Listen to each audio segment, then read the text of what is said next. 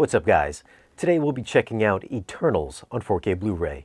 Remember, this isn't a review on how good or bad the movie is. I'm just going to share some of my thoughts on the audio and the video quality. Now let's go over a few tech specs. The movie was shot in 4.5K. It's got a 4K DI. It's rated PG-13. Runtime is 156 minutes, and the aspect ratio is in 239:1. So there are black letterbox bars, and there are no switching IMAX ratios. You'll need to watch the Disney Plus version for that.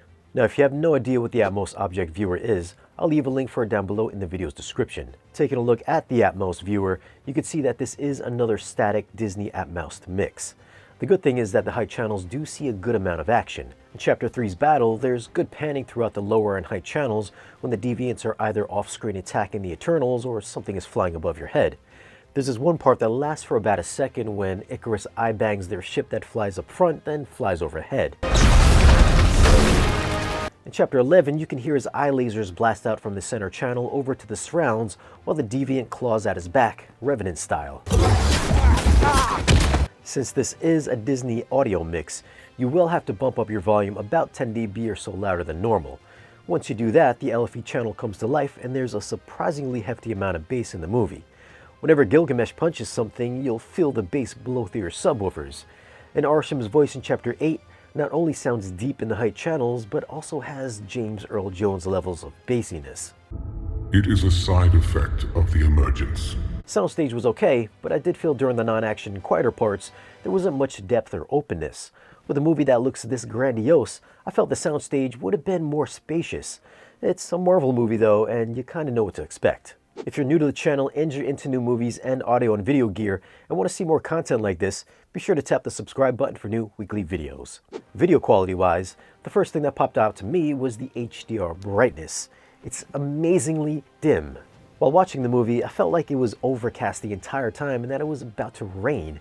If you've seen the Disney Plus version, it's equally as dim or equally as bright, however you want to put it. For you folks that thought the physical media was going to be brighter, that's not the case. Now, if you are watching this on an OLED or a bright LED set, it looks decent enough, but if you pop in Endgame or Infinity War, you'll see the difference. You might even notice how much duller the colors are on this transfer. There are some outdoor scenes with the sun in the background that gets a little bright, but it's just missing that richness that you know should be there. The desert scene in Chapter 7 you'd think would be really warm and bright, but it's just dull. Along with the dim, dull brightness, the colors I thought would be Aquaman levels of vivid, since the characters have these Power Rangers colorful suits. But no, they come away looking flat. There's several exterior scenes with sweeping landscapes that would look epic if the HDR wasn't so lifeless, and there's even a would-be colorful dance number with Kingu that would have really stood out. Instead, a lot of the visuals leave a lot to be desired. No, it's hideous. Along with the flat colors, the black levels look more grayish during the nighttime scenes in Chapter 11, or any dark scene for that matter, which lack contrast, so the image doesn't have that much depth or dimension. Brightness and color aside, this is a digitally clean, crispy 4K transfer. There's a ton of detail in close-ups, so you'll see all the pores and wrinkles in people's faces, and the costumes have a lot of excellent textural detail. The only thing I felt looked off was the digital creatures. I mean, they made Thanos fight Robert Downey Jr. in an all-digital Iron Man suit, and they made it look real. The CG in this movie looked like they were fighting Roger Rabbit. Alright, it's not that bad, although it wasn't that great either. Overall though, I thought the detail and cleanliness of the image should make a lot of folks happy with this transfer. I don't know if this was the intended look for the movie, if they wanted it to be dim and dull and flat, but that's what we got on this 4K Blu-ray and on the digital stream. So I'm gonna have to give it a 6.5. For audio, this is your typical Disney Atmos sound mix, so you will have to raise your volume to make up for the lack of dynamics. The bass has a beefy presence, and the high channels see a lot more activity than I've heard in past Marvel movies. Dialogue was also easy to hear too, so I'm gonna have to go with an 8. The question is, should you buy the physical disc or stick with the Disney Plus stream?